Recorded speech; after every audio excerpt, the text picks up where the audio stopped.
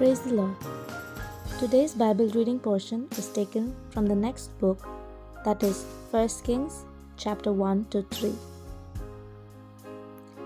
In this book, we can see on how it starts off on how a young woman is found to help David to stay warm. Chapter 1 from 1 Kings verses 1 to 4, it says, Now David was old and advanced in years. He was having trouble staying warm. His servants decided to find a young woman to stay near him and keep him warm. They found a young woman named Abishai. She stayed with the king and served him, but the king knew her not. Verses from 5 to 10 talks about how Adonijah tries to make himself the king.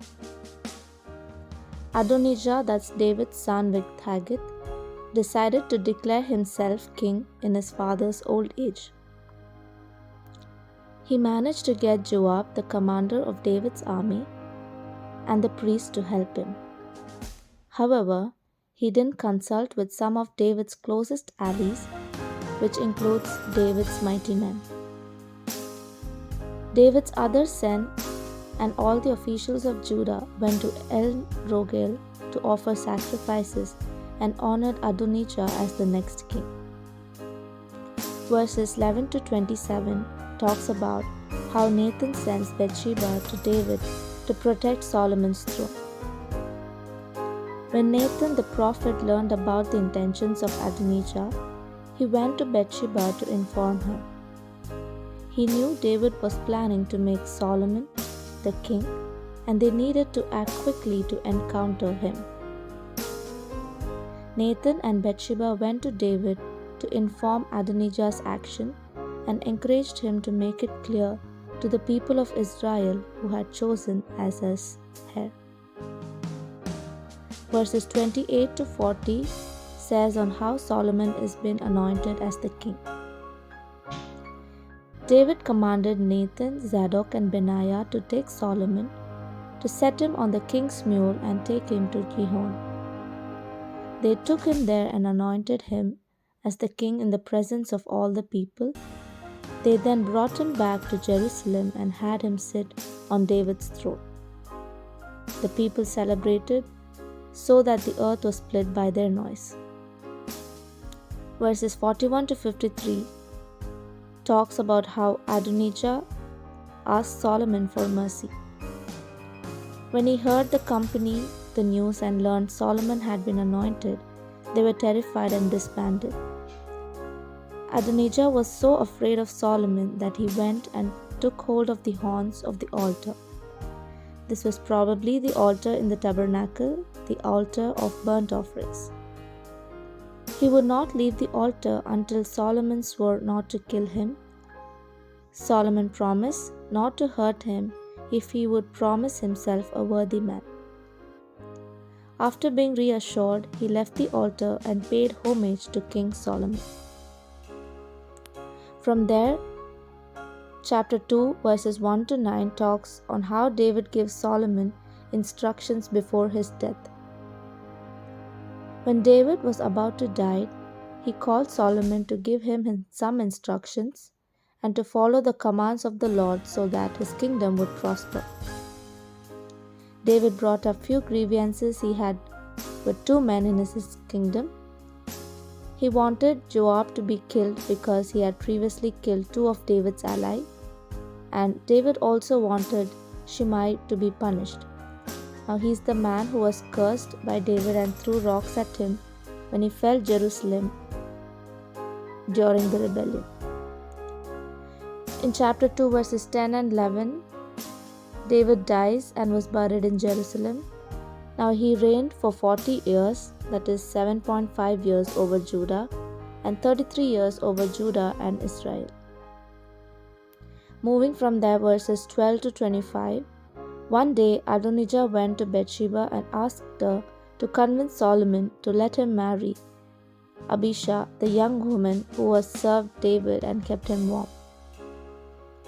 When Bathsheba talked to Solomon, he became very angry and interpreted his request as an attack. Solomon ordered Benaiah, one of David's mighty men, to put Adonijah to death. Verses 26 to 46. After killing his brother, Solomon banished the priest from Jerusalem because he supported Adonijah during his attempt to claim the throne. This banishment was ordered by Solomon, but it was directed by the providence of God, and that her prophecy had been spoken against the priestly house of Eli approximately 100 years earlier. We can see this in 1 Samuel chapter 2. Next, Solomon turned his attention to Joab. Joab also allied with Adonijah. When Joab learned Solomon was after him, he ran to the tabernacle, took hold of altar, hoping to find sanctuary. After getting permission from Solomon, Benaiah went into the tabernacle and killed him. Next, Solomon went after Shimei. He did put him to death immediately. Instead, he put him under house arrest in Jerusalem.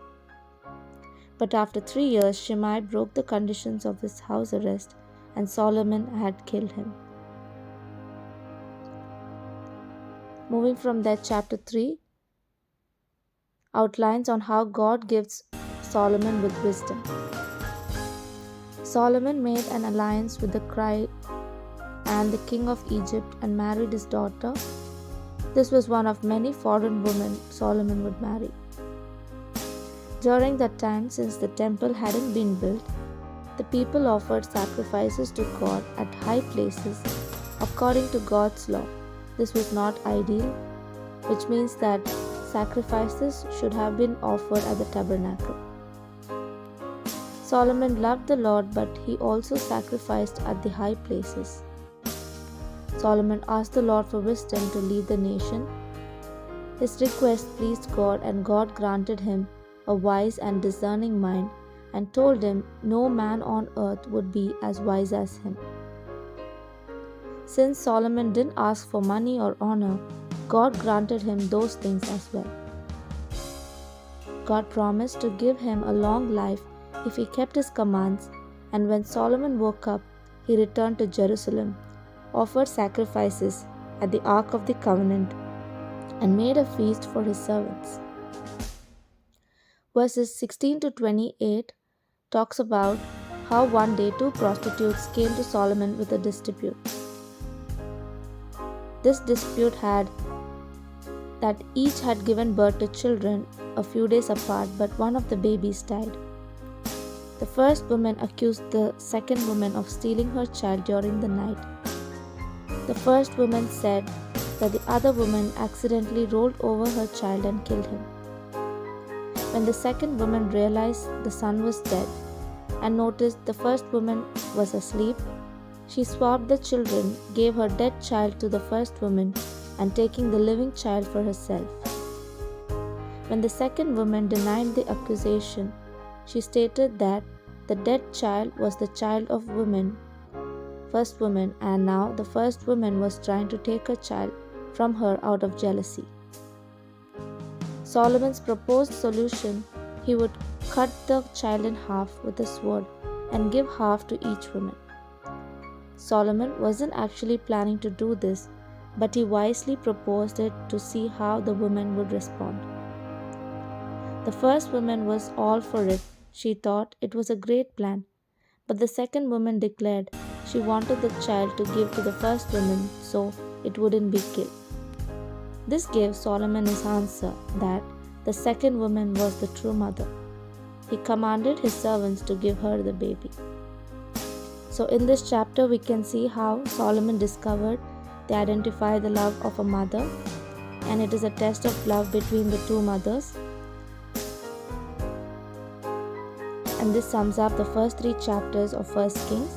I hope it was useful. Thank you all for listening, and God bless.